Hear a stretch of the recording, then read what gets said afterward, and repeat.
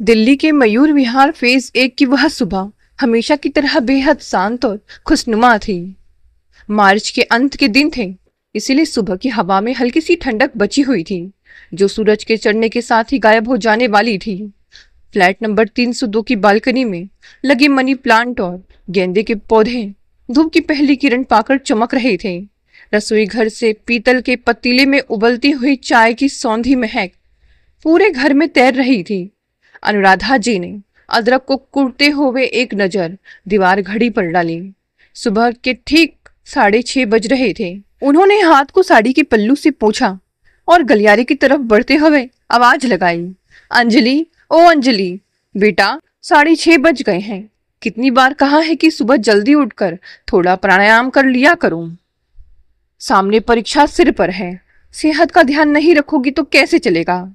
उनकी आवाज में ममता तो कूट कूट कर भरी थी, लेकिन साथ ही एक ऐसा अनुशासन भी था जो पिछले कुछ सालों से अंजलि को अपने कानों में चुभता हुआ महसूस होता था। कमरे के भीतर मखमली गद्दे पर लेटी 20 साल की अंजलि ने चढ़कर अपनी चादर को चेहरे पर और कस लिया। उसने तकियों को उठाकर दोनों कानों पर दबा लिया ताकि मम्मी की आवाज अंदर ना आ सके। अंजलि कोई छोटी बच्ची नहीं थी। वह दिल्ली यूनिवर्सिटी के एक प्रतिष्ठित कॉलेज से ग्रेजुएशन के आखिरी साल में थी।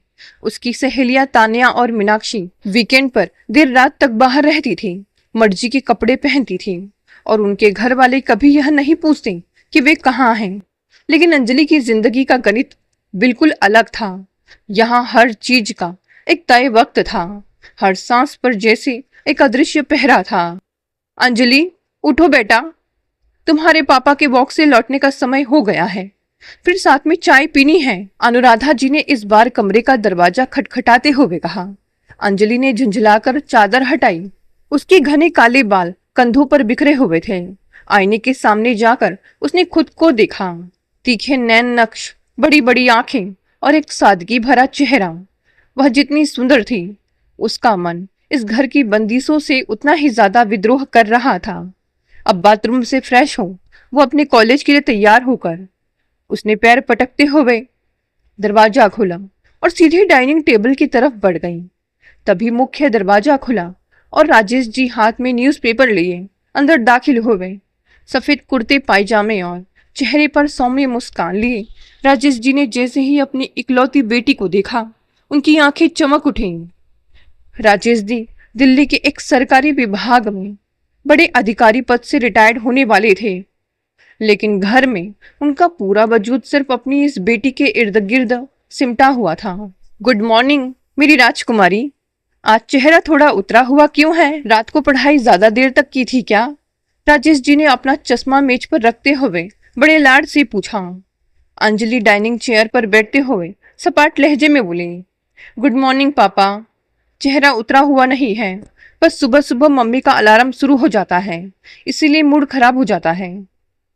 अनुराधा जी हाथ में बादाम वाले दूध का ग्लास और नाश्ते की प्लेट लेकर आई।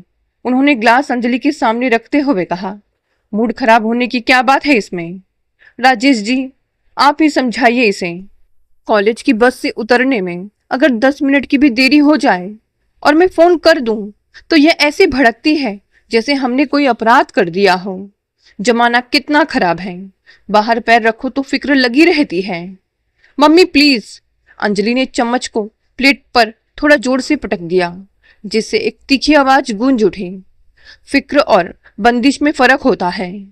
आप लोग मेरी हर चीज पर ध्यान देते हैं, हर छोटी बात को लेकर टोकते हैं। कॉलेज के ट्रिप पर जाने की बात करो तो पापा 10 तरह के बहाने बना देते हैं। शाम को 6 बजे के बाद मैं किसी सहेली के घर नहीं रुक सकती। आखिर क्यों? क्या आपको मुझ पर भरोसा नहीं है? राजेश जी ने मुस्कुराकर अंजलि का हाथ अपने हाथ में ले लिया। उनका हाथ बेहद गर्म और सुरक्षित महसूस होता था। उन्होंने बड़े धीरज से कहा, बेटा भरोसा तुम पर पूरा है, लेकिन तुम हमारी इकलौती संतान हो, हमारी पूरी दुनिया हो। तुम्हारी माँ और मैंने तुम्हें किस तरह कितनी मन्नतें मांग कर पाया है, यह सिर्फ हमारा दिल जानता है। हम बस इतना चाहते हैं कि तुम अच्छे नंबरों से पास हो जाओ, एक बड़ी अफसर बनो। आजादी की भी एक मर्यादा होती है जो तुम्हें आगे चलकर समझ आएगी। मुझे आजादी की मर्यादा नहीं चाहिए पापा, मुझे थोड़ी सी सांस लेने की जगह चाहिए। अंजलि ने दूध का ग्लास छुए बिना ही अपनी चेयर पीछे खिसकाई और उठ खड़ी हुई। मैं अब कॉलेज जा रही हूँ, मुझे भूख नहीं है। अरे नाश्ता तो पूरा कर लेती, अनुराधा जी ने पीछे से आवाज दी, लेकिन अंजलि तब तक अपना कॉलेज बैग उठाकर मुख्य दरवाजे से बाहर निकल चुकी थी और लिफ्ट का बटन दबा रही थी। घर के भीतर एक अजीब सा सन्नाटा पसर गया। अनुराधा जी ने खाली ग्लास को देखा और उनकी आंखों के कोने में एक अनजाना सा डर तैरने लगा। उन्होंने भरी हुई आवाज में कहा, राजेश जी, जैसे जैसे यह बड़ी हो रही है मुझे डर लगने लगा है। इसके मन की यह छटपटाहट कहीं हमें इससे दूर ना कर दे। कल को अगर इसे कुछ। राजेश जी ने तुरंत अनुराधा के कंधे पर हाथ रखा और उनके शब्दों को बीच में ही काट दिया। अनुराधा, चुप हो जाओ, ऐसा कुछ नहीं होगा। इस उम्र में बच्चे थोड़े उग्र हो जाते हैं। उन्हें लगता है कि माता पिता उनके दुश्मन हैं। जब अंजलि बड़ी होगी, उसकी अपनी गृहस्थी होगी, तब उसे हमारी इस फिक्र की कीमत समझ आएगी। तुम चिंता मत करो, बस अपनी पूजा पाठ में मन लगाओ। उधर मेट्रो की खिड़की से बाहर दिल्ली की भागती हुई इमारतों को देखते हुए अंजलि के मन में कड़वाहट की एक लहर दौड़ रही थी। उसे लग रहा था भगवान ने उसे दुनिया के सबसे दकियानुस और पुराने ख्यालात के माता पिता दिए हैं। वह मन ही मन सोचती, काश मैं किसी और घर में पैदा हुई होती, किसी ऐसे प्रगतिशील परिवार में जहां लड़कों और लड़कियों में कोई फर्क ना होता, जहां हर वक्त इस तरह का दम घोटने वाला पहरा ना होता। उसे इस बात का रत्ती भर भी अंदाजा नहीं था कि जिस बंदिश को वह पिंजरा समझ रही थी वह असल में 20 साल पुरानी एक ऐसी कहानी का सुरक्षा कवच थी जिसे राजेश और अनुराधा अपनी जान देकर भी बचाना चाहते थे। मई का महीना आते ही दिल्ली में गर्मी अपने चरम पर पहुंच चुकी थी। अंजलि के अंतिम वर्ष के एग्जाम खत्म होने ही वाले थे कि एक दिन डाक से एक बड़ा सुनहरे अक्षरों वाला शादी का कार्ड आया। राजेश जी के बड़े भाई के बड़े लड़के अमित की शादी तय हुई थी। शादी कहीं और से नहीं बल्कि उनके पैतृक गांव से ही होनी थी, जो उत्तर प्रदेश के आजमगढ़ जिले के पास बसा एक समृद्ध और पुराना कस्बा था। राजेश जी कार्ड हाथ में लिए डाइनिंग रूम में आए और बोले, अनुराधा, बड़े भैया के यहाँ से बुलावा आया है। पूरे खानदान का वहां इकट्ठा होना तय हुआ है। दीदी और छोटे भैया भी अपने अपने सपरिवार के साथ वहां पहुंच रहे हैं।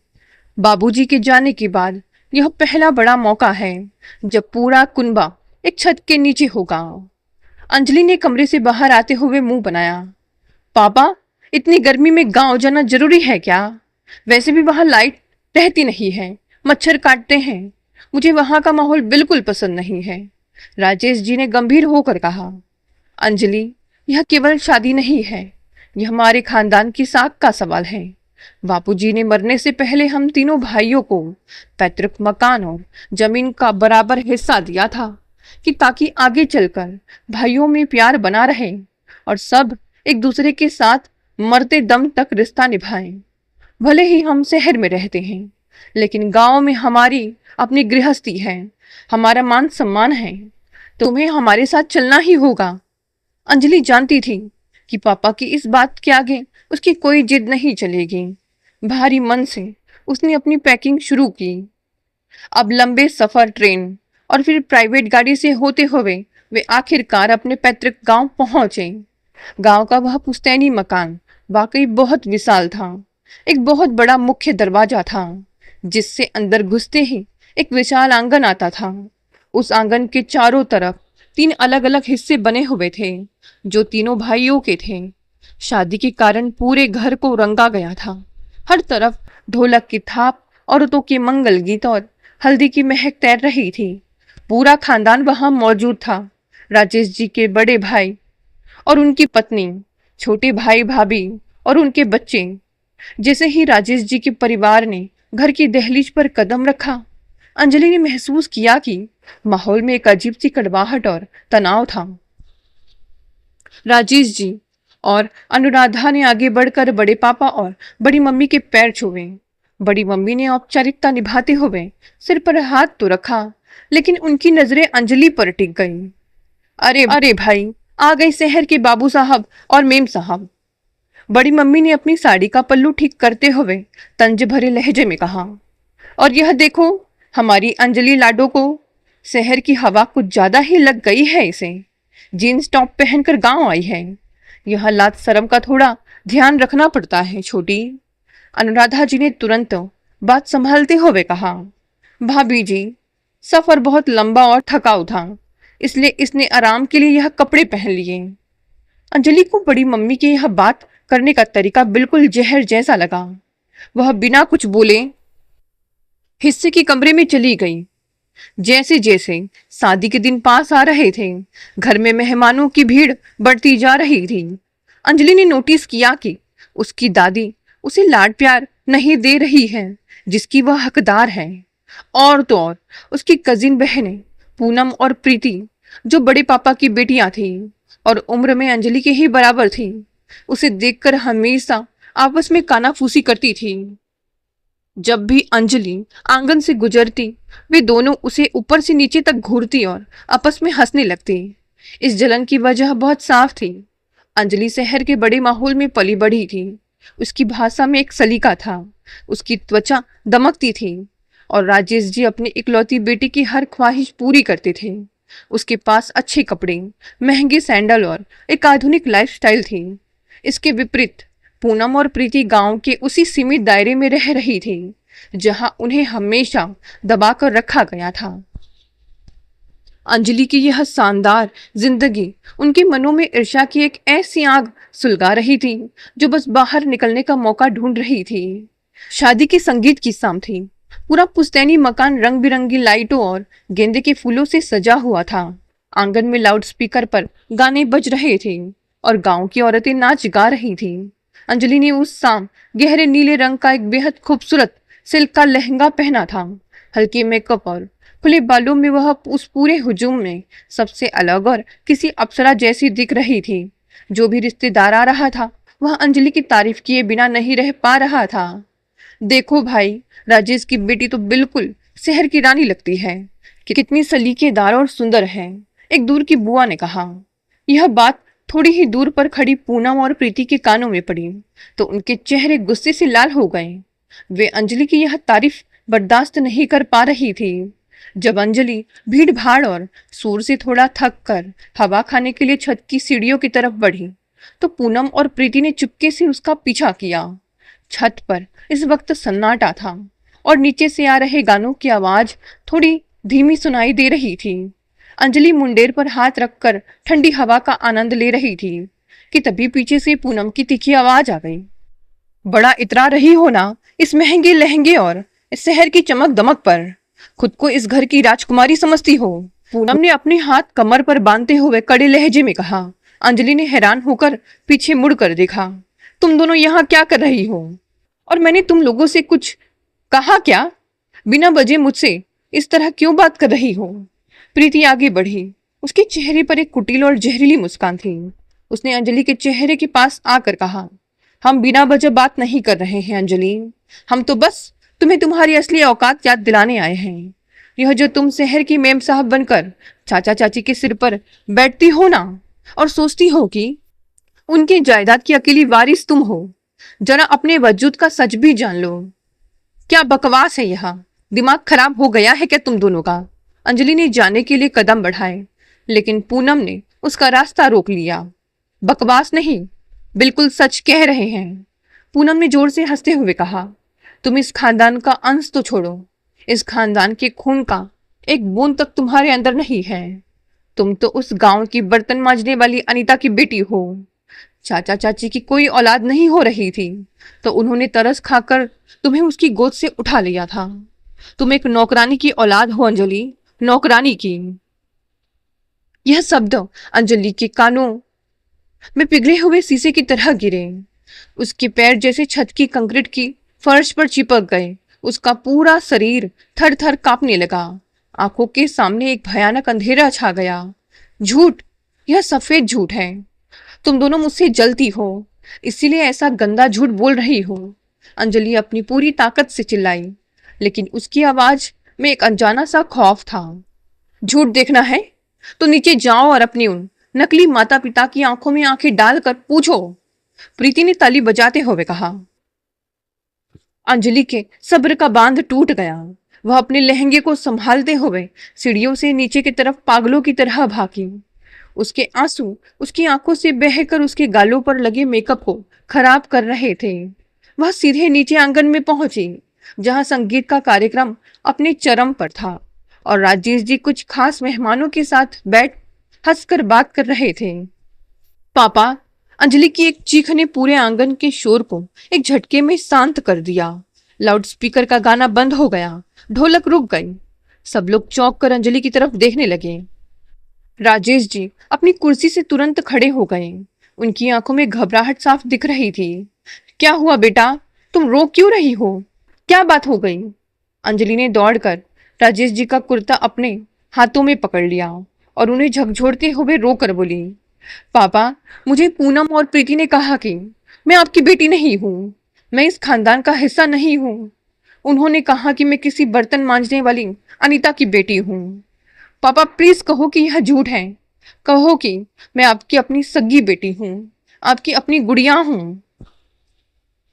पूरे पंडाल में एक ऐसा सन्नाटा छा गया कि अगर एक सुई भी गिरती तो उसकी आवाज सुनाई दे जाती। अनुराधा जी के हाथ से पानी का ग्लास छुटकर जमीन पर गिर गया और उनका चेहरा पूरी तरह सफेद पड़ गया। रिश्तेदारों के बीच कानाफूसी शुरू होने वाली ही थी कि राजेश जी के चेहरे पर एक डरावनी सख्त खामोशी छा गई। उन्होंने अंजलि की आंखों में देखा। उनकी आंखों में कोई गुस्सा नहीं था, बल्कि गहरा दर्द था जिसे वे छिपाना चाहते थे। उन्होंने अंजलि का हाथ कसकर पकड़ा और बिना कोई जवाब दिए, बिना कोई प्रतिक्रिया दिए उसे सीधे खींचते हुए अंदर के कमरे में ले गए। वे इस पूरे मामले को रिश्तेदारों के सामने सिर्फ बच्चों की एक बकवास लड़ाई व मजाक साबित करना चाहते थे, ताकि शादी की मर्यादा बची रहे। उन्होंने कमरे का दरवाजा बंद किया और भारी आवाज में कहा, अंजलि शांत हो जाओ। उन गंवार लड़कियों की बातों पर ध्यान देने की कोई जरूरत नहीं है। तुम मेरी बेटी हो, बस यही सच है। चुपचाप यहाँ बैठो। लेकिन अंजलि का दिल कह रहा था कि कहानी इतनी सादा नहीं थी। उसी रात जब शादी की रस्में खत्म हुई और पूरा घर गहरी नींद में सो रहा था, अंजलि के हलक में प्यास के कारण कांटे चुभ रहे थे। वह पानी पीने के लिए अपने कमरे से बाहर निकली। गलियारे से गुजरते हुए उसे बड़े पापा के बैठक वाले कमरे से कुछ तेज और तल्ख आवाजें सुनाई दी। वह दबे पांव आगे बढ़ी और दीवार की ओट में छिप गई। कमरे के भीतर केवल एक मध्यम सी रोशनी जल रही थी। राजेश जी वहां खड़े थे और गुस्से से कांपते हुए अपनी बड़ी भाभी पर चिल्ला रहे थे, भाभी जी, यह आपने अच्छा नहीं किया। राजेश जी की दहाड़ में एक ऐसा दर्द था जो अंजलि ने पहले कभी नहीं सुना था। मैंने आपसे हाथ जोड़कर इस घर की चौखट पर सिर रखकर प्रार्थना की थी कि मेरी बेटी को कभी इस अतीत का पता नहीं चलना चाहिए, लेकिन आपने अपनी बेटियों की ईर्ष्या की आंख बुझाने के लिए अंजलि के सामने वह सच उगलवा ही दिया, जिसे मैंने इतने साल से इस पूरी दुनिया से, यहाँ तक कि अपनी जान से भी ज्यादा छिपा कर रखा था। अगर मेरी बेटी के मन में कोई शक पैदा हुआ और हमारी खुशियां तबाह हुई तो याद रखिएगा भाभी जी, मैं इस घर के सारे रिश्तों को अपने हाथों से आग लगा दूंगा। दीवार के पीछे खड़ी अंजलि ने अपने दोनों हाथों से अपना मुंह बंद कर लिया ताकि उसकी चीख बाहर ना निकल सके। उसकी आंखों से आंसुओं का सैलाब बह निकला। उसके पैर बेजान हो गए और वह वहीं फर्श पर बैठ गई। उसके पापा, जो कभी किसी पर आवाज ऊंची नहीं करते थे, आज अपनी भाभी के सामने इस कदर सच स्वीकार कर रहे थे। शंका का जो बीज उसकी कजिन बहनों ने बोया था, उसे उसके अपने पिता के ही कबूलनामे ने सींचकर एक भयानक और नग्न सच में बदल दिया था। वह इस घर का खून नहीं थी, वह पराई थी। गांव की वह रात अंजलि के जीवन की सबसे लंबी, भयानक और पथरीली रात बन चुकी थी। कमरे की पुरानी लकड़ी की खिड़की से बाहर पसरते घने स्याह अंधियारों को देखते हुए उसने अपनी दोनों आंखें खोलकर पूरी रात काट दी थी। उसके कानों में रह रह कर बड़े पापा की बैठक वाले कमरे से आ रही पापा की वह दहाड़, वह चीख और वह बेबसी गूंज रही थी। भाभी जी, जिसे मैंने इतने साल से छिपा कर रखा था, वह आखिरकार आपकी बेटियों ने मेरी अंजलि को बता ही दिया। यह वाक्य अंजलि के सीने में किसी भारी हथौड़े की तरह बार बार चोट कर रहा था। वह बिस्तर पर करवटें बदलती रही, पर हर करवट के साथ उसके पैर तले की जमीन और ज्यादा खिसकती महसूस हो रही थी। जिस पहचान को, जिस नाम को उसने पिछले 20 सालों से अपना माना था, वह सब एक झटके में रेत की महल की तरह ढह चुका था। सुबह की पहली धुंधली किरण जब कमरे के फर्श पर पड़ी तो अंजलि का चेहरा पूरी तरह निष्प्राण और पीला पड़ चुका था। उसकी खूबसूरत आंखों के नीचे रातों रात काले घेरे साफ दिखाई देने लगे थे। उसने बिना किसी आहट के चुपचाप बिस्तर छोड़ा, फर्श पर बिखरे अपने लहंगे और कपड़ों को समेटा और सूटकेस की चेन बंद कर दी। उसके भीतर का वह अल्हड़पन, वह आजादी की छटपटाहट, सब जैसे एक ही रात में कहीं बहुत गहरे दफन हो चुके थे। अब वहां सिर्फ एक तीखा, डरावना और जमा देने वाला सन्नाटा था। बाहर आंगन में सुबह की रस्में शुरू हो चुकी थी। खुशियों का माहौल था, लेकिन राजेश जी और अनुराधा जी के चेहरों पर हवाइयां उड़ रही थी। दोनों की नजरें बार बार अंजलि के कमरे के बंद दरवाजे की तरफ उड़ती थी और एक अनजाने खौफ से कांप जाती थी। अंजलि बेटा, जरा दरवाजा खोलो, थोड़ा सा नाश्ता कर लो, फिर हमें स्टेशन के लिए निकलना है। अनुराधा जी ने बहुत ही कांपती हुई, डरी हुई आवाज में कुंडी खटखटाई। उनके हाथों में पूरी और आलू की सब्जी की प्लेट थी, लेकिन उनकी खुद की भूख प्यास गायब हो चुकी थी। दरवाजा खुला, अंजलि बाहर आई। उसने अनुराधा जी की आंखों में छिपी उस भीख मांगती हुई ममता की तरफ देखा तक नहीं। उसने बिल्कुल सपाट, ठंडे और अजनबी लहजे में कहा, मुझे भूख नहीं है मम्मी, अगर गाड़ी आ गई हो तो चलिए, मुझे दिल्ली जाकर अपनी पढ़ाई देखनी है। उसकी आवाज की इस बर्फीली ठंडक ने अनुराधा के कलेजे को चीर कर रख दिया। अनुराधा ने असहाय होकर मुड़कर राजेश की तरफ देखा। राजेश जी ने बस अपनी पलकें झुका ली, जैसे खुद को और अपनी पत्नी को हौसला बंधा रहे हो कि एक बार शहर पहुंच जाए, फिर सब संभाल लेंगे। जब वे मुख्य दरवाजे से बाहर निकलने लगे तो बड़ी मम्मी आंगन में हाथ में दही का कटोरा लेकर खड़ी थी। उन्होंने एक बार फिर अपनी जहरीली और कुटिल मुस्कान के साथ कहा, अरे छोटी, जरा संभल कर जाना, शहर की लड़कियां बहुत नाजुक होती हैं, जरा सी धूप या जरा सा पसीना बर्दाश्त नहीं कर पाती। कहीं ऐसा ना हो कि दिल्ली जाते जाते तबीयत ज्यादा बिगड़ जाए। राजेश जी ने अपनी भाभी की तरफ एक ऐसी तीखी और जलती हुई नजर डाली कि अगर शब्दों में आग होती तो वह पूरा घर जल जाता।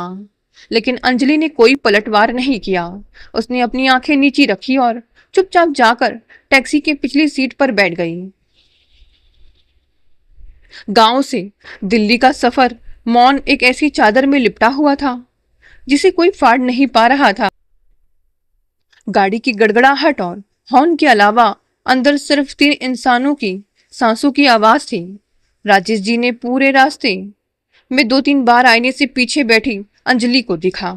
उनका गला सूख रहा था, वे अपनी बेटी से बात करने के लिए तड़प रहे थे। रास्ते में जब गाड़ी एक बड़े ढाबे पर रुकी तो राजेश जी ने हिम्मत करके अंजलि की तरफ हाथ बढ़ाया। बेटा, रास्ते में वो तुम्हारी पसंद वाली कुलचे मिल रहे हैं, थोड़ा सा खा लो, सुबह से कुछ नहीं पेट में गया तुम्हारे।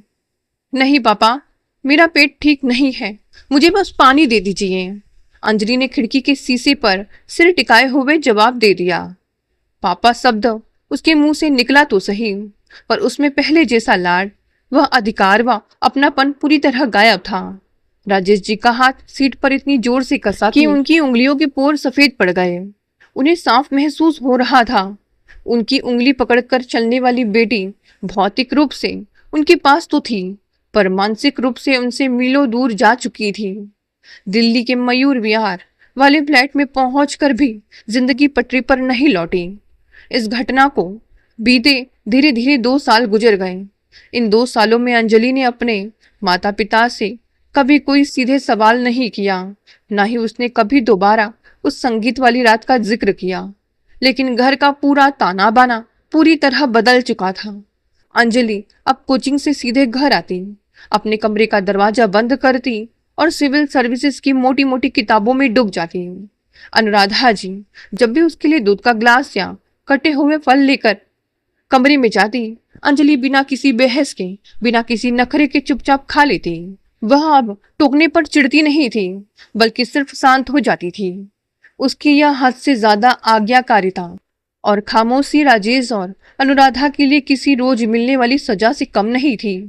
वे तरस गए थे उसकी उस पुरानी जिद के लिए, उस मासूम गुस्से के लिए जब अपनी सहेलियों के साथ बाहर जाने की आजादी मांग कर घर सिर पर उठा लेती थी। तभी एक उदास शाम जब अंजलि अपनी मेज पर बैठे नोट्स बना रही थी, हॉल में रखे लैंडलाइन फोन की घंटी बजी। राजेश जी ने फोन उठाया। 2 मिनट की बात के बाद ही उनके हाथ से फोन का रिसीवर छूटकर नीचे फर्श पर गिर पड़ा। अनुराधा जी रसोई से भागती हुई आई। क्या हुआ जी?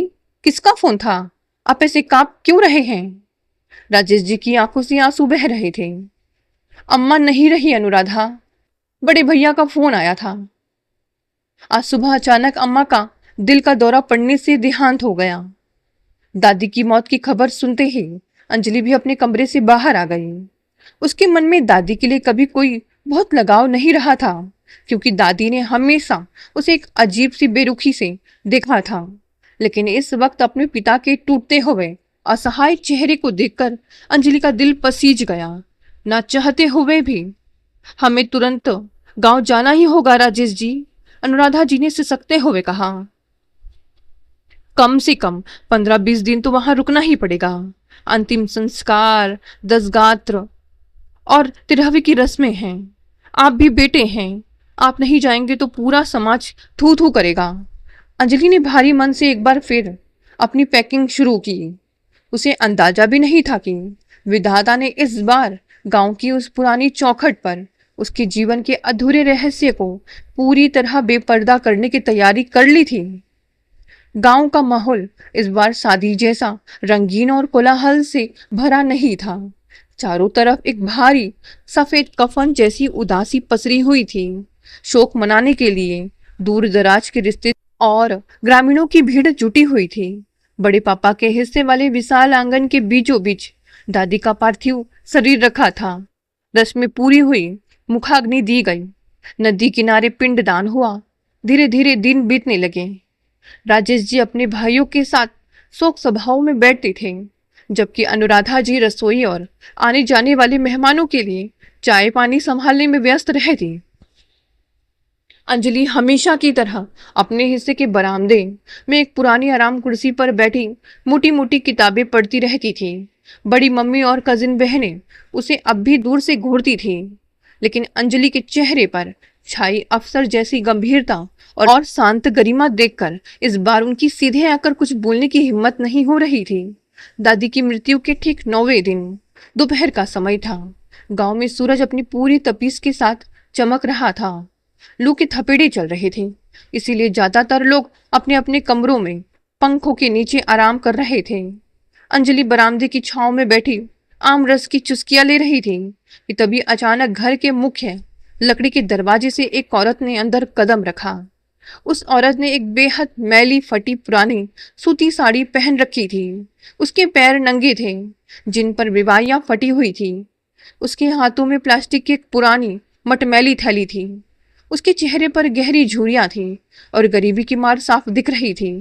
लेकिन जैसे ही वह तेज धूप से निकलकर बरामदे की छांव में आई और अंजलि की नजर उसके चेहरे पर पड़ी, अंजलि के हाथ से आम रस का कांच का कप छूटकर नीचे पक्के फर्श पर गिर गया। कांच के नुकीले टुकड़े और आमरस चारों तरफ बिखर गए। अंजलि का दिल इतनी जोर से धड़का कि उसे अपनी ही पसलियों में एक तीखा दर्द महसूस होने लगा।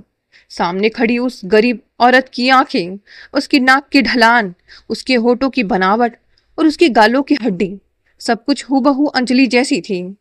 वह कोई पराई नहीं लग रही थी। अगर उस औरत की उम्र में 20-24 साल कम कर दिए जाएं, उसे अच्छे कपड़े पहनाकर शहर के माहौल में खड़ा कर दिया जाता, तो वह साक्षात अंजलि ही होती। वह अंजलि का ही एक ढल चुका अक्ष थी। तुम यहाँ क्यों आई हो अनीता? तुम्हारी हिम्मत कैसे हुई इस घर की दहलीज के भीतर पैर रखने की? निकलो यहां से, अभी के अभी। अचानक पीछे से राजेश जी की दहाड़ गूंज उठी। वे कमरे से बाहर निकल आए थे और गुस्से, डर तथा घबराहट से उनका पूरा बदन थर थर कांप रहा था। अनीता नाम सुनते ही अंजलि के बदन के सारे रोंगटे खड़े हो गए। यह वही नाम था जो 2 साल पहले उसकी कजिन बहनों ने छत पर लिया था। बर्तन मांजने वाली अनीता। अनीता डर कर 2 कदम पीछे हट गई।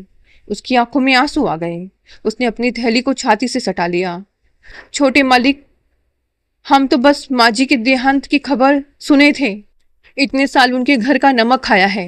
बस आखिरी बार उनके फोटो के पैर छूकर आशीष लेने आए थे। हमारे मन में कोई खोट नहीं है मालिक। मैंने कहा ना, चली जाओ यहाँ से। हमारे परिवार से, इस घर से तुम्हारा कोई वास्ता नहीं है। राजेश जी का चिल्लाना सुनकर रसोई से अनुराधा जी और बगल के कमरे से बड़ी मम्मी भी बाहर आ गई। अनुराधा ने जैसे ही आंगन में अनीता को खड़ा देखा, उनके चेहरे का रंग उड़ गया, मानो उन्होंने कोई भूत देख लिया हो। वे तुरंत अनीता को छोड़ अंजलि की तरफ दौड़ी और उसका हाथ पकड़कर उसे अंदर खींचने की कोशिश करने लगी। अंजलि बेटा, अंदर चलो, देखो बाहर कितनी तेज धूप है, तुम्हारी तबीयत खराब हो जाएगी। लेकिन अंजलि अपनी जगह पर एक पत्थर की मूर्ति की तरह जमी रही। उसकी आंखें अनीता के चेहरे की एक एक झुर्री को पड़ रही थी। उसने देखा कि कैसे बड़ी मम्मी पीछे खंबे की ओट में खड़ी होकर अपनी उंगलियों से साड़ी का पल्लू दबाकर कुटिलता से मुस्कुरा रही थी। दरअसल यह पूरी बिसात बड़ी मम्मी ने ही बिछाई थी। उन्होंने ही गांव के एक आदमी के हाथ अनीता को झूठा संदेशा और कुछ पैसों का लालच देकर ठीक इसी समय बुलवाया था। उनका मकसद बहुत साफ था। सांस की 13वीं से पहले सबके सामने दूध का दूध और पानी का पानी हो जाए। अंजलि अपनी इस हम सकल को देखकर सच जान जाए, उसका दिल टूट जाए और वह हमेशा के लिए राजेश जी की जिंदगी से दूर चली जाए। अगर अंजलि हट जाती तो राजेश जी की शहर की करोड़ों की संपत्ति और बैंक बैलेंस पर उनके खुद के बेटों का दावा बेहद मजबूत हो जाता। अरे छोटे भैया, जाने दीजिए ना उसे, बेचारी इतने सालों बाद आई है। अपनी कोख से जन्मी बेटी का चेहरा देखने की भी तड़प भी तो कोई चीज होती है। आखिर माँ का दिल है। बड़ी मम्मी ने जलती हुई आग में सीधे पेट्रोल डालते हुए ऊंची आवाज में कहा, ताकि आंगन में खड़े दूसरे रिश्तेदार भी सुन लें। भाभी जी, धीरे बोलिए या अपनी जबान को लगाम दीजिए। राजेश जी गुस्से से पागल हो गए। उन्होंने आगे बढ़कर अनीता का हाथ पकड़ा और उसे लगभग घसीटते हुए मुख्य दरवाजे से बाहर निकाल दिया। दोबारा इस तरफ कदम भी मत रखना, वरना मुझसे बुरा कोई नहीं होगा। भारी लकड़ी का दरवाजा धड़ाम से बंद हो गया, लेकिन अंजलि के भीतर का कौतूहल और सच जानने की तड़प अब बेकाबू हो चुकी थी। वह अब कोई ना समझ बच्ची नहीं थी जिसे बहलाया जा सके। उसने पूरी साजिश और अपने पिता के चेहरे के उस खौफ को पढ़ लिया था। उसने किसी से कुछ नहीं कहा, ना रोई ना चिल्लाई। वह चुपचाप अपने कमरे में गई, जैसे उसे कोई फर्क ही नहीं पड़ा।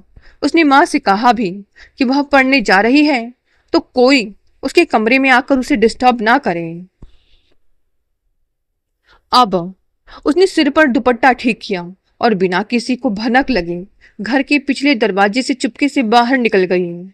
उसे आज इस खेल के आखिरी पन्ने तक पहुंचना था। गांव की धूल भरी तपती पगडंडियों पर चलते हुए उसने सामने से आ रहे एक चरवाहे बच्चे को रोका और पूछा, अनीता, जो दूसरों के घरों में बर्तन मांजती है, उसका घर कहाँ है? बच्चे ने अपनी लाठी से गांव के आखिरी छोर की तरफ इशारा किया। वो जो सबसे आखिरी में टूटी हुई मड़ई और काले खपरेल का आधा ढहा हुआ घर है ना दीदी, वही अनीता चाची का घर है। अंजलि के कदम भारी थे। उसका दिल थिएटर के ड्रम की तरह बज रहा था, लेकिन उसके इरादे फौलादी थे। जब वह उस बदहाल मकान के सामने पहुंची तो उसकी आत्मा कांप गई। घर की दीवारें कच्ची मिट्टी की थी, जो कई जगह से दरक चुकी थी। बाहर एक पुराना मिट्टी का चूल्हा ठंडा पड़ा था, जिस पर मक्खियां भिनभिना रही थी।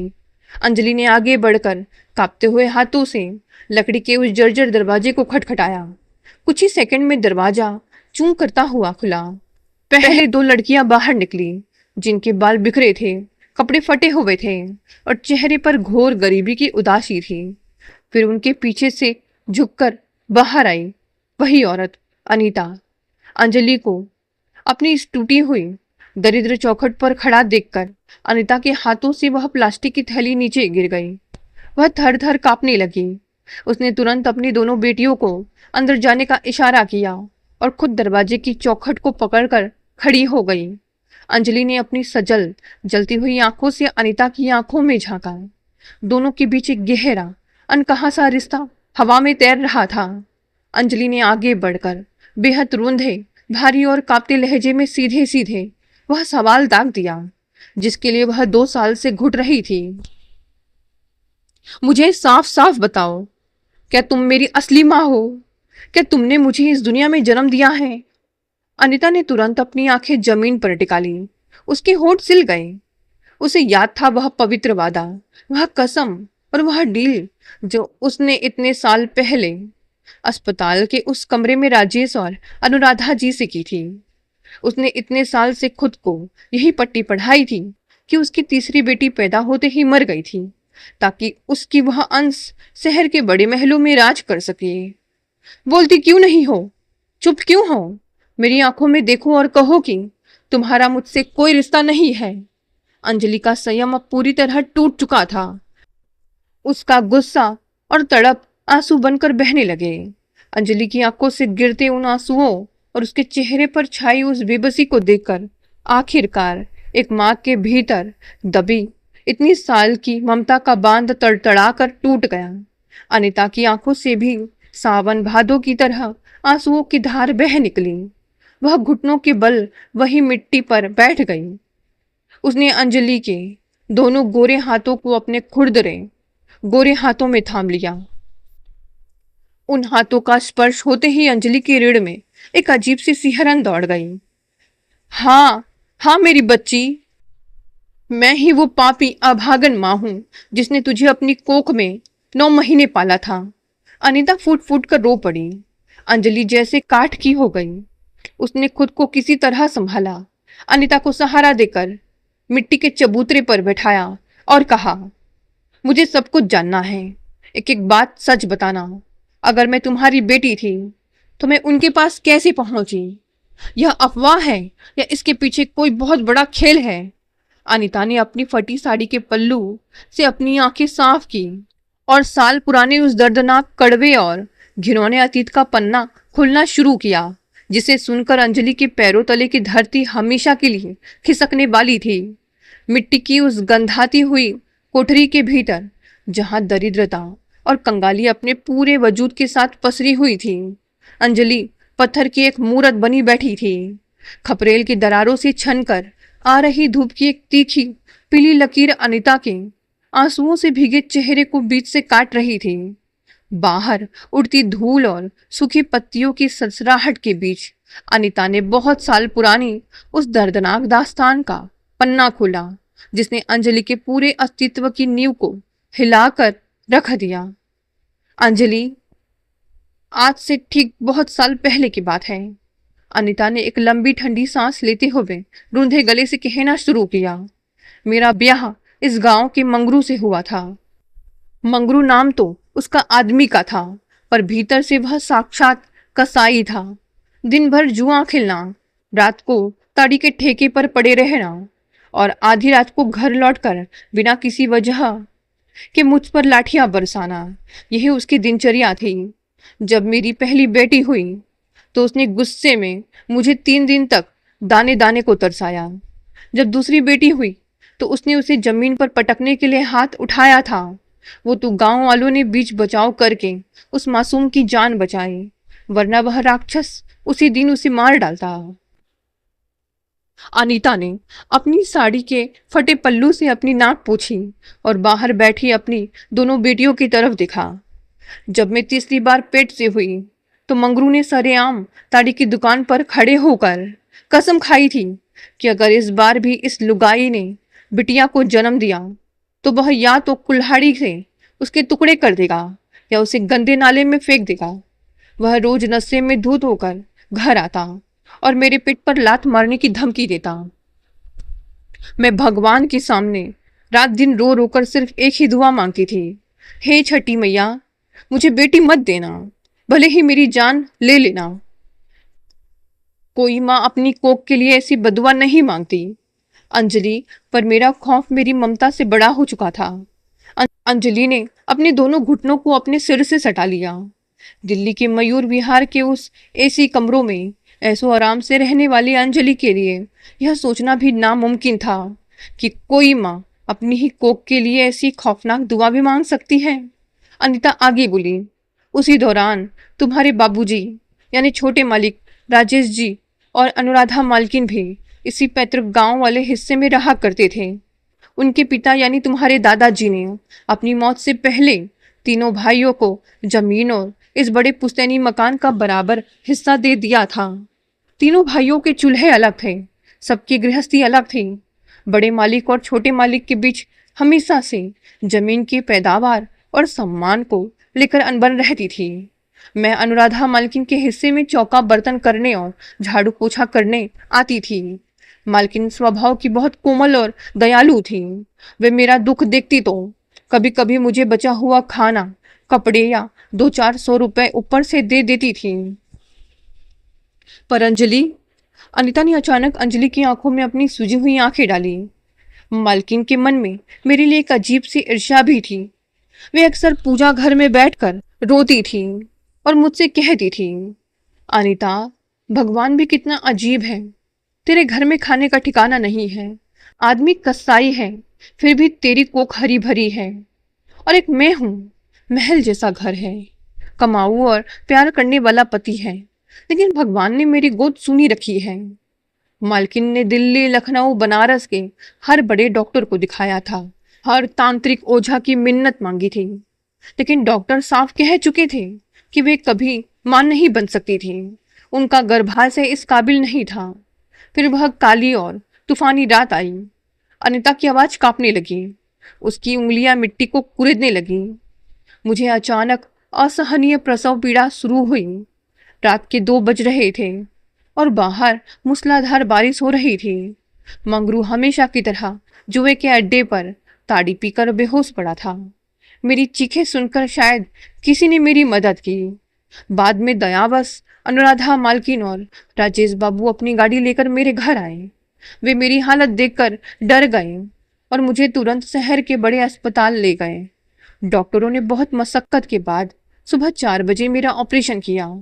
जब मुझे होश आया तो नर्स ने मेरे हाथ में एक छोटी सी रोती हुई बच्ची को थमा दिया। जैसे ही मैंने देखा कि फिर से एक बेटी है, मेरे पैरों तले से जमीन खिसक गई।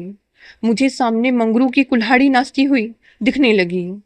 मैं अस्पताल के उस सफेद बिस्तर पर ही अपनी छाती पीट पीट कर पागलों की तरह रोने लगी। मैंने चिल्ला कर कहा कि मैं इस बच्ची को वापस गांव नहीं ले जाऊंगी।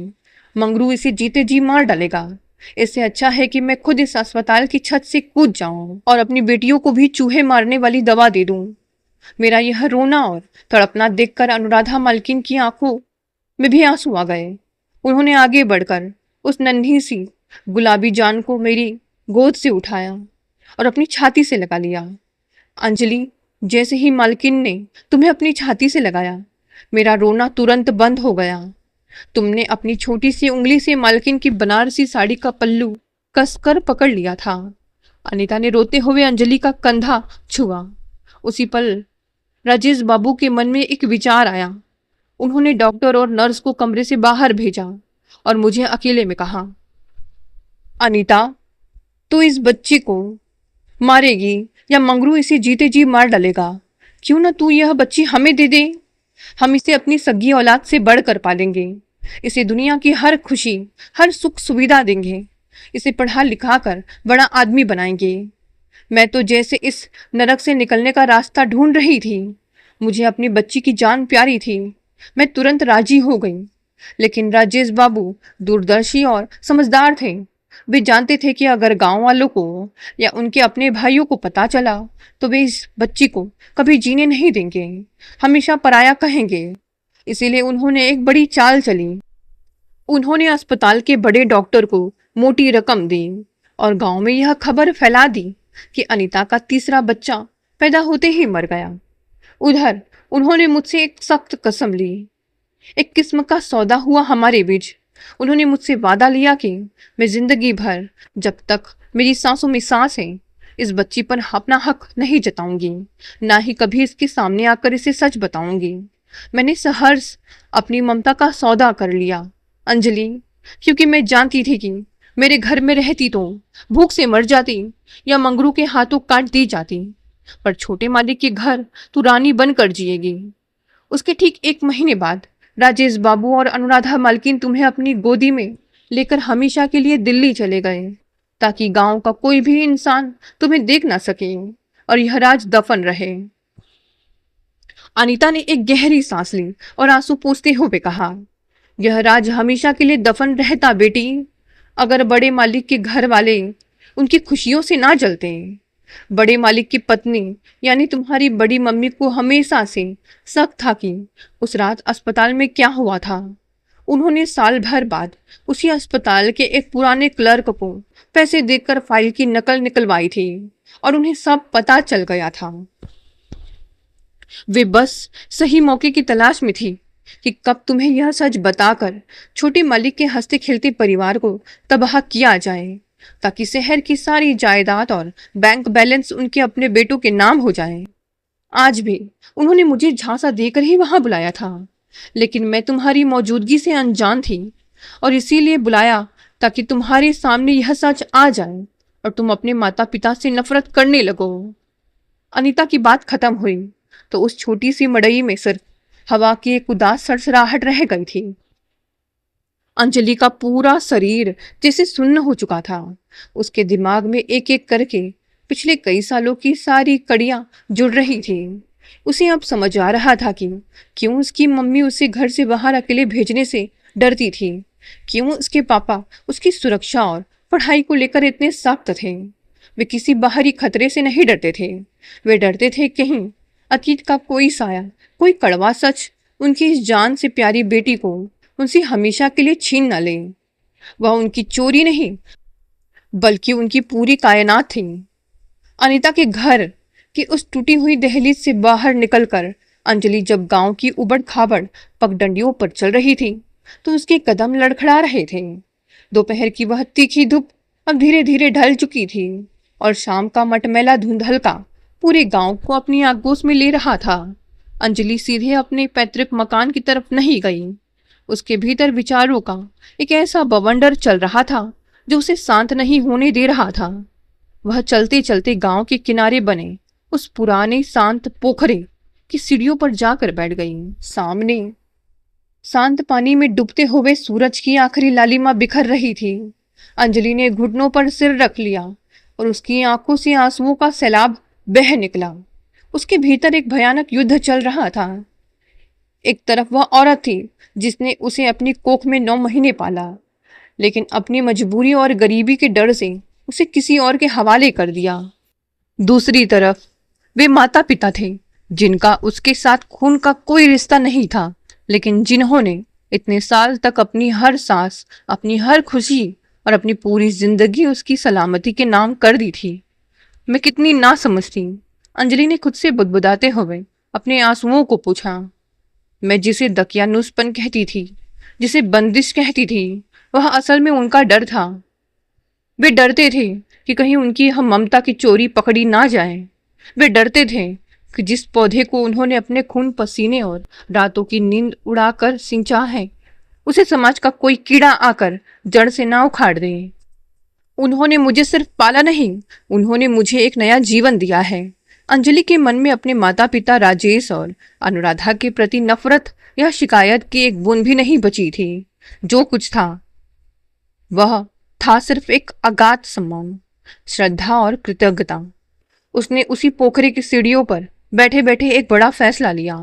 उसने तय कर लिया कि वह अपने माता पिता को कभी यह एहसास नहीं होने देगी कि उनकी इतने साल की तपस्या पर इस कड़वे सच ने पानी फेर दिया है। वह उनके इस गहरे राज को हमेशा के लिए अपने सीने में दफन कर लेगी और उनके सामने हमेशा वह पुरानी चुलबुली अंजलि बनकर जिएगी। वह उठी और अपने कपड़े झाड़कर दृढ़ कदमों से घर की तरफ चल पड़ी। जब वह पुश्तैनी मकान के मुख्य दरवाजे के अंदर पहुंची तो वहां कोहराम मचा हुआ था। अनुराधा जी रो रो कर बेहाल थी और राजेश जी गांव के कुछ लड़कों को इकट्ठा करके अंजलि को ढूंढने निकलने ही वाले थे। उनके चेहरे पर हवाइयां उड़ रही थी। अंजलि कहाँ चली गई थी बेटा? तुम जानती हो हम कितने परेशान थे। इस गांव का माहौल ठीक नहीं है। अनुराधा जी ने दौड़कर अंजलि को अपनी बाहों में कस लिया। उनके हाथ बुरी तरह कांप रहे थे। अंजलि ने इस बार खुद को पीछे नहीं खींचा, ना ही कोई चिढ़ दिखाई। उसने पहली बार अपनी माँ को उतनी ही शिद्दत से गले लगाया और उनके कंधे पर अपना सिर टिकाकर शांत आवाज में कहा, कहीं नहीं मम्मी, बस गांव की खुली हवा देखने चली गई थी। दिल्ली के फ्लैटों में ऐसी खुली हवा और अपनों का आंगन कहाँ मिलता है। आप बेकार ही फिक्र करती हैं। अंजलि की आवाज में वही पुराना अपनापन, सहजता और सम्मान देखकर राजेश और अनुराधा के बुझते हुए चेहरों पर जैसे अचानक जान आ गई। बड़ी मम्मी, जो आंगन के एक कोने में खंबे के पीछे खड़ी होकर इस तमाशे के बिगड़ने का इंतजार कर रही थी, उनका मुंह छोटा हो गया। उन्हें पूरी तरह उम्मीद थी कि अंजलि जब अनीता के घर से लौटेगी तो वह रोएगी, चीखेगी, अपने माता पिता पर चिल्लाएगी और इस घर से बगावत कर देगी। लेकिन यहाँ तो पासा ही पलट चुका था। अंजलि पहले से भी ज्यादा शांत और गंभीर हो चुकी थी। अगले 2 दिन अंजलि ने ज्यादातर समय अपने हिस्से के कमरे में ही बिताया। उसने अपनी सिविल सर्विसेज की किताबों को दोबारा मेज पर सजाया, लेकिन इस बार उन किताबों के पन्नों को पलटने के पीछे कोई चिढ़, गुस्सा या आजादी की छटपटाहट नहीं थी, बल्कि एक ऐसा ठोस फौलादी संकल्प था जिसने उसके भीतर एक नई ऊर्जा भर दी थी। उसने खुद से वादा किया था कि वह इस समाज को, इस जलने वाले खानदान को और उन तथाकथित सगे रिश्तों को अपनी सफलता से ऐसा करारा जवाब देगी कि उनकी आंखें हमेशा के लिए नीची हो जाएं। दादी की 13वीं की सारी रस्में शांतिपूर्वक पूरी हुई। ब्राह्मणों को भोजन कराया गया, दान पुण्य हुआ और 15वें दिन की सुबह राजेश जी की गाड़ी दिल्ली वापस लौटने के लिए पुश्तैनी मकान के बाहर आकर खड़ी हो गई। अपना सूटकेस गाड़ी की डिक्की में रखते वक्त बड़ी मम्मी ने एक बार फिर मौका पाकर अंजलि के पास आकर जहरीले लहजे में फुसफुसाया, क्यों शहर की मैम साहब, मिल आई अपनी असली माँ से। अब अपनी औकात और उस बर्तन मांजने वाली के बर्तनों की खनक हमेशा याद रखना। इस खानदान की बराबरी करने की कोशिश मत करना। अंजलि ने इस बार अपनी आंखें नीची नहीं की। उसने बड़ी मम्मी की आंखों में सीधे देखा। उसकी आंखों में इस बार कोई आंसू नहीं था, बल्कि एक ऐसा प्रशासनिक और कड़क चमक थी जिससे बड़ी मम्मी का अहंकार एक पल में ढह गया। अंजलि ने चेहरे पर एक शांत मुस्कान लाते हुए कहा, बड़ी मम्मी, बर्तन मांजने वाले के हाथ भले ही खुरदुरे हों, पर उनकी नीयत साफ होती है और वे किसी की खुशियों को आग नहीं लगाते। लेकिन महलों में रहने वालों के दिल अगर काले हो जाएं, तो गंगा नहाने से भी उनके पाप नहीं धुलते। मेरी औकात क्या है, यह बहुत जल्द आपको इसी गांव में बैठे बैठे पता चल जाएगा। अपना ख्याल रखिएगा। यह कहकर अंजलि गर्व से गाड़ी की पिछली सीट पर बैठ गई। राजेश जी ने गाड़ी स्टार्ट की, गियर बदला और गाड़ी गांव की धूल उड़ाती हुई मुख्य सड़क पर आ गई। अंजलि ने खिड़की के शीशे से बाहर देखा, जहां दूर एक पुरानी महुआ के पेड़ के नीचे अनीता चुपचाप खड़ी थी। उसकी आंखों में अपनी बेटी को एक सुरक्षित और गौरवशाली जीवन की तरफ जाते देखने का गहरा संतोष था। अंजलि ने मन ही मन अपनी जन्मदात्री को प्रणाम किया और हमेशा के लिए अपनी असली मंजिल की तरफ बढ़ गई। गांव की उस घटना को बीते पूरे 3 साल हो चुके थे। वक्त अपनी रफ्तार से चलता रहा और उसने अंजलि के सारे मानसिक घाव को सुखाकर उसे एक फौलाद में बदल दिया था। दिल्ली का मौसम आज करवट ले रहा था। मयूर विहार की सड़कों पर गुलमोहर के लाल और नारंगी फूल बिखरे हुए थे। फ्लैट नंबर 302 के बाहर आज सुबह से ही एक अजीब सी गहमा गहमी और वीआईपी हलचल थी। 2 सफेद रंग की चमचमाती सरकारी एसयूवी गाड़ियां खड़ी थीं, जिनके ऊपर नीली बत्ती लगी थी और आगे पीछे भारत सरकार तथा जिला मजिस्ट्रेट की नेम प्लेट चमक रही थी। गाड़ियों के आसपास पुलिस के सशस्त्र जवान मुस्तैद खड़े थे और आने जाने वाले पड़ोसी थमी हुई सांसों से उस घर की तरफ देख रहे थे। घर के भीतर का नजारा किसी उत्सव जैसा था। राजेश जी ने आज अपना सबसे बेहतरीन सिल्क का कुर्ता पहना था और अनुराधा जी एक खूबसूरत लाल बनारसी साड़ी में सजी थी। दोनों की आंखें बार बार गर्व और खुशी के आंसुओं से भर आ रही थी। सामने डाइनिंग टेबल के पास अंजलि खड़ी थी, जिसने नीले रंग का एक बेहद शालीन फॉर्मल सूट पहना था। उसके गले में भारत सरकार का आधिकारिक आईडी कार्ड लटक रहा था, जिस पर सुनहरे अक्षरों में लिखा था अंजलि सिंह, आईएएस। उसने देश की सबसे कठिन परीक्षा में पूरे भारत में शीर्ष स्थान प्राप्त किया था। मेरी गुड़िया, मेरी राजकुमारी। राजेश जी का गला रूंध गया, उनकी आवाज कांप रही थी। उन्होंने आगे बढ़कर कांपते हाथों से अंजलि के सिर पर हाथ रखा। आज तुम्हारी जिला मजिस्ट्रेट के पद पर ज्वाइनिंग का पहला दिन है। मुझे अपनी आंखों पर विश्वास नहीं हो रहा कि मेरी वो छोटी सी बच्ची, जिसका हाथ पकड़कर मैं स्कूल जाता था, आज इतनी बड़ी अफसर बन गई है। मेरी जिंदगी सफल हो गई बेटी। अनुराधा जी ने तुरंत चांदी की कटोरी से दही चीनी निकाली और अपने कांपते हाथों से अंजलि को खिलाया। नजर न लगी मेरी लाडो को। भगवान ने मेरी गोद में साक्षात लक्ष्मी और सरस्वती को भेजा है। अंजलि ने बिना एक पल गवाए आगे बढ़कर अपनी माँ और अपने पिता के पैर छुए। उसने दोनों के पैरों की धूल को अपने माथे से लगाया। फिर उसने राजेश जी को कसकर गले लगा लिया और उनके कान में बेहद भावुक होकर कहा, पापा, आपने और मम्मी ने मुझे इतने साल पहले जो बंदिशों का पिंजरा दिया था ना, उसी की फिक्र की सुरक्षा की बदौलत आज मेरे पंखों में इतनी ताकत आई है कि मैं इस खुले आसमान को नाप सकूं। थैंक यू पापा, थैंक यू मम्मी, मुझे अपनी बेटी बनाने के लिए। अंजलि के मुंह से यह सब सुनते ही राजेश और अनुराधा के दिलों पर लगा इतने साल पुराना वह डर का बोझ हमेशा के लिए उतर गया।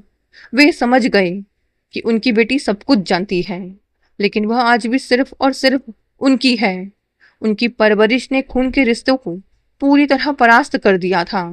अंजलि की इस ऐतिहासिक कामयाबी की गूंज जब उस पैतृक गांव में पहुंची, तो वहां जैसे एक सन्नाटा पसर गया।